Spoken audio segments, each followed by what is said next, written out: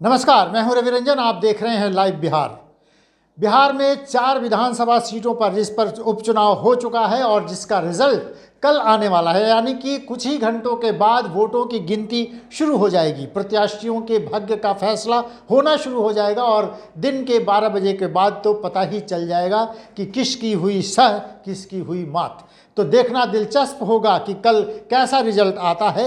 लेकिन उसके पहले सबकी धड़कनें बढ़ी हुई हैं। कयासों का बाजार गर्म है, अटकलों का बाजार गर्म है। हमारे साथ हैं आज बातचीत के लिए इस मुद्दे पर वरिष्ठ पत्रकार कुलभूषण जी। सबसे पहले तो कुलभूषण जी, आपका बहुत स्वागत है लाइव बिहार में। बहुत बहुत धन्यवाद आपका। हम तो ये जानना चाहेंगे कि 4 विधानसभा सीटों पर जो उपचुनाव हुआ है वो बिहार के अगले चुनाव को प्रभावित करने वाला है। मैंने 2025 में जो चुनाव होगा, इस चुनाव का असर वहाँ देखने को मिलेगा। तो आपको लग रहा है कि कोई नया बदलाव होने जा रहा है? देखिए, ये सत्ता और विपक्ष दोनों में एक ये तनाव है जो इस उपचुनाव का असर आने वाला चुनाव में साइकोलॉजिकल पड़ेगा। इसीलिए कि जो इसमें जीतेंगे उनका जो मनोबल होगा वह काफ़ी ऊंचा होगा और वो जो आम चुनाव होगा विधानसभा का, उसमें वो दावे के साथ कहेंगे कि उपचुनाव में इन्हें हम पटकनी दे दिए हैं और इस चुनाव में भी ये हम पटकनी देंगे। यदि विपक्ष जीत जाता है तो विपक्ष का भी हौसला बुलंद रहेगा। ये बिल्कुल, ये आप सही कह रहे हैं, जिस चुनाव का कुछ न कुछ असर आम चुनाव पर रहेगा। इसलिए कोई भी दल, सत्ता पक्ष का हो या विपक्ष का हो, कोई भी गुंजाइश छोड़ नहीं रहा है, कोई भी कमजोरी को ख़त्म कर रहा है ताकि इस चुनाव में हम जीत दर्ज करें। इसलिए आप देखे होंगे सभी बड़े नेता राज्य के थे या जो जिला स्तर के थे, उन्हें सभी दल जो भी चुनाव लड़ रहे थे, चाहे वह भाकपा माले का लोग हों या फिर आरजेडी या बीजेपी के लोग हों या जदयू के लोग हों, सारे मुस्तैदी के साथ चुनाव में लगे हुए थे। अब आने वाला समय बताएगा यह परिणाम किसके पक्ष में जाता है। सबसे दिलचस्प बात है कि इस बार तो एनडीए ने, माने नीतीश कुमार के घर पर एनडीए की बैठक, बड़ी दिनों के बाद एक बैठक हुई और जिसमें ये फैसला लिया गया कि सब मिलकर ये दिखाएं कि हम लोग एकजुट हैं और मिलकर उन लोगों ने प्रचार किया। बिल्कुल, इसी से गंभीरता को समझना चाहिए हमें, क्योंकि उन्हें यदि कोई, वो जानते हैं, क्योंकि नीतीश कुमार जी या फिर जो एनडीए के लोग हैं, ये सभी लोग अभी चुनाव में लगातार चुनाव जीत रहे हैं। इसलिए उन्हें यह एहसास है यदि हम कहीं भी कमज़ोर हुए तो हमें इसका खामियाजा भुगतना पड़ेगा। इसलिए इसे मुख्यमंत्री के स्तर पर, एनडीए के बड़े नेताओं के स्तर पर प्लानिंग किया गया। और आप देखेंगे पूरे चुनाव में देखेंगे, इवन जहां वो कमज़ोर भी माने जा रहे हैं, जिसे हम लोग कमज़ोर कहते हैं, वहाँ भी कोई किसी प्रकार का कोई मैंने गुंजाइश नहीं छोड़े जो विपक्ष को इसका लाभ मिले। तो हम समझते हैं जो जितना गंभीर सरकार थी, या नीतीश कुमार जी थे या एनडीए के लोग थे, तो इसी तरह से गंभीरता विपक्ष के लोगों में भी था। तो इसका तो अपनी कमजोरी दूर किए हैं सभी। अब देखना होगा कि कौन कितना इसमें सफल होते हैं। सबसे दिलचस्प बात है कि जिन 4 सीटों पर चुनाव हुआ है उसमें 3 सीटें आईएनडीआईए गठबंधन की हैं। जैसे आप देखें, बेलागंज आईएनडीआईए गठबंधन की वो सीट थी, ये रामगढ़ भी आईएनडीआईए गठबंधन की सीट थी और तरारी भी आईएनडीआईए गठबंधन की सीट थी। केवल इमामगंज सीट जो है हम पार्टी, माने जीतन राम मांझी वहाँ से थे, तो केवल 1 सीट एनडीए की और बाकी 3 सीटें आईएनडीआईए गठबंधन की। अब सबसे बड़ी जद्दोजहद यही है कि आईएनडीआईए को अपनी सीट बचानी है, अपनी प्रतिष्ठा बचानी है, और एनडीए को अगर कुछ करना है आगे तो बड़ा गेन करना होगा। आपको लग रहा है एनडीए गेन करेगा कि आईएनडीआईए? देखिए रवि जी, सबसे पहली बात है जो एनडीए को कोई लॉस नहीं होने जा रहा है। जैसा जो जानकारी मिल रही है, वो जो हम का सीट है वो सीट लगभग माना जा रहा है कि वो जीतेंगे ही। आप बड़ी बात कह रहे हैं। बिल्कुल बिल्कुल। और रह गई 3 सीटें हैं, यदि बीजेपी वह सीट भी एनडीए के लोग जीत जाते हैं तो उन्हें खोने को कुछ नहीं है। खोने को यदि है तो इंडिया गठबंधन का है। बिल्कुल। और उसमें यदि आप देखेंगे जिस तरह से लोगों ने मेहनत किया है, एनडीए के लोगों ने मेहनत किया है इमामगंज, बेलागंज में, तो इससे लगता है कि जो कितनी उन्हें मुस्तैदी से उसका मैंने कोशिश की है जब हम उस सीट को जीते। इसलिए आप देखे होंगे लालू प्रसाद तक वहाँ गए, तेजस्वी यादव जी वो पूरे गंभीरता से उस जगह पर देखे, बिल्कुल समय दिए हैं, चूँकि उन्हें एहसास था कि एनडीए के नेता अपने एक एक बिंदु पर एक एक जो चांसेस है उसे वो सख्ती से पालन कर रहे हैं ताकि वो सीट जीत सकें। तो इसलिए एनडीए को खोने कुछ नहीं है। एनडीए की एक सीट है, यह माना जा रहा है कि एक सीट एनडीए को मिल ही जाना है। अब जीतना इंडिया को है, इंडिया को 3 सीट बचाना है, जिसमें तरारी के बारे में कहा जा रहा है और वहाँ से जो रिपोर्ट भी लोगों को मिला है अभी तक, तो उससे है जो भाकपा माले एकदम मजबूत स्थिति में है। अब रह गई बात बेलागंज और इनका जो रामगढ़ का है, 2 सीट पर बिल्कुल नेक टू नेक फाइट है। नेक टू नेक फाइट में यदि एक भी सीट आरजेडी के लोग सीट लूज करते हैं तो इनको लॉस होगा। इसलिए इसमें सारा दारोमदार आरजेडी के लिए है, इनके ऊपर है जो ये कितना सीट को बचाते हैं, और इनके लिए बड़ी चुनौती है। बड़ी बात कुलभूषण जी कह रहे हैं कि बेलागंज में आरजेडी की प्रतिष्ठा का सवाल बना हुआ है, और सबसे बड़ी बात यह है कि वहां पर नया प्रयोग कर रहे प्रशांत किशोर ने आरजेडी और एनडीए दोनों को चैलेंज किया है।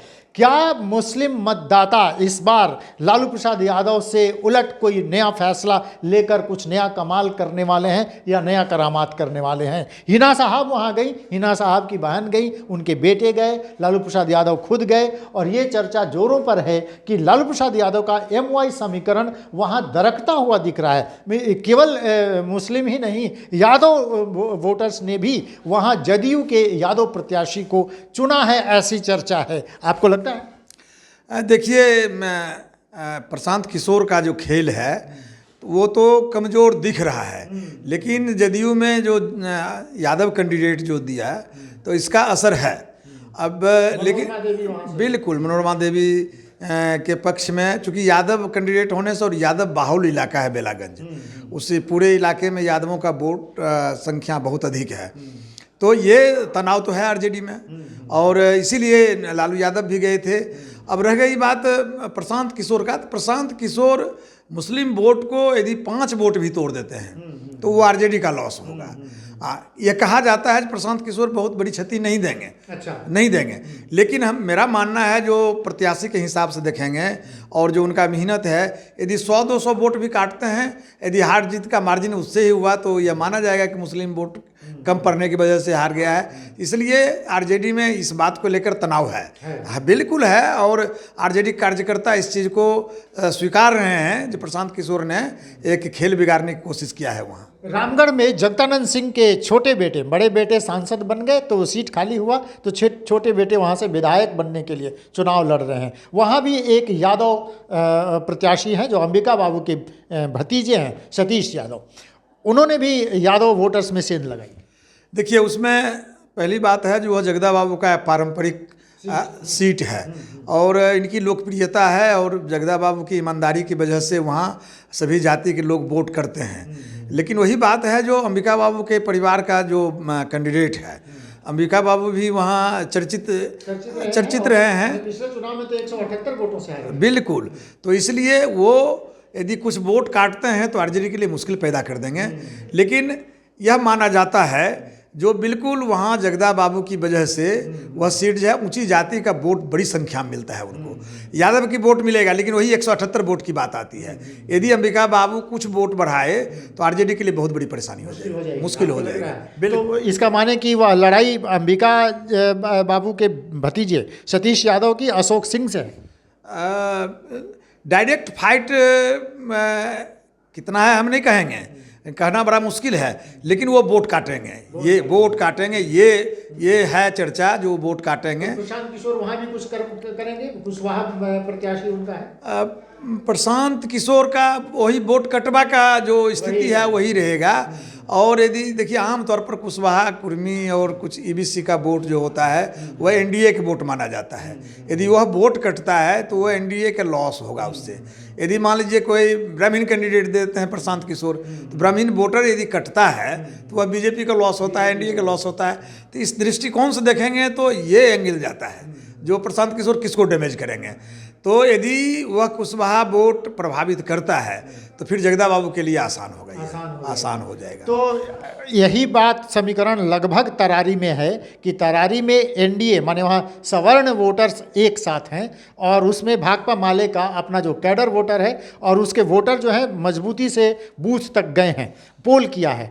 तो क्या प्रशांत किशोर की प्रत्याशी वहाँ पर वोट कटवा बन के और उनको कुछ क्षति पहुँचा सकते? देखिए, तरारी जो है भाकपा माले का, या तरारी ही नहीं, कम्युनिस्ट पार्टी का जो भी सीट है जहाँ से जीतते हैं ये लोग, उनमें उनका जो कैडर का नेटवर्क है, उनका नेटवर्क पंचायत स्तर तक होता है।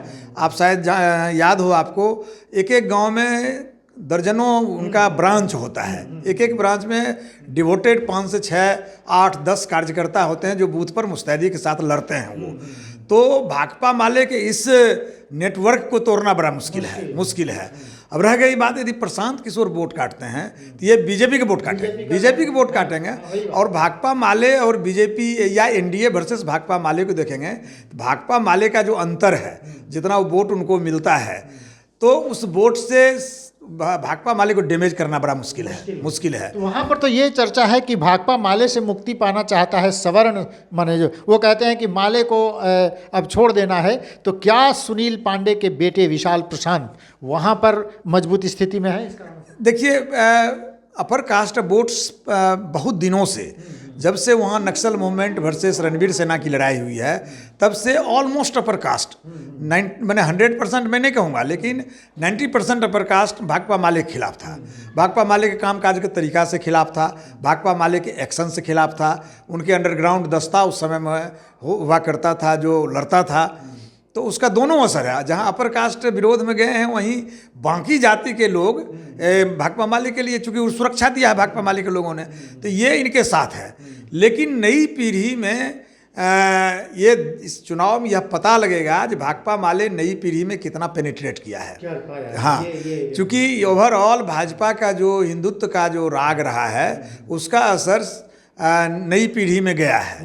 तो ये नई पीढ़ी में यदि भाकपा माले का विस्तार हुआ होगा, हमें लगता है, चूँकि पार्टी बहुत मजबूत है वहाँ, तो ठीक है, नहीं तो क्षति होगी। लेकिन साथ ही यह भी आपको समझ लेना होगा, प्रशांत किशोर यदि 10 वोट भी काटते हैं तो वो बीजेपी के वोट काटेंगे, बीजेपी का काट लेंगे। जी, तो वहाँ प्रशांत किशोर बीजेपी के लिए मुश्किल कर रहे हैं। रामगढ़ में भी प्रशांत किशोर बीजेपी का वोट काटेंगे।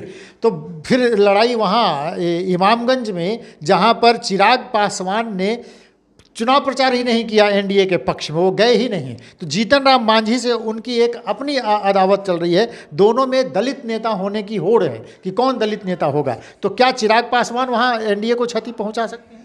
हमें नहीं लगता है, नहीं बिल्कुल नहीं, क्योंकि वो परंपरागत वोट है और ऊंची जाति अपर कास्ट जो है वो पूरी तरह से एनडीए के साथ है, जीतन राम मांझी के साथ है। और जो परंपरागत जो विरोधी वोट है वो इंडिया के साथ है।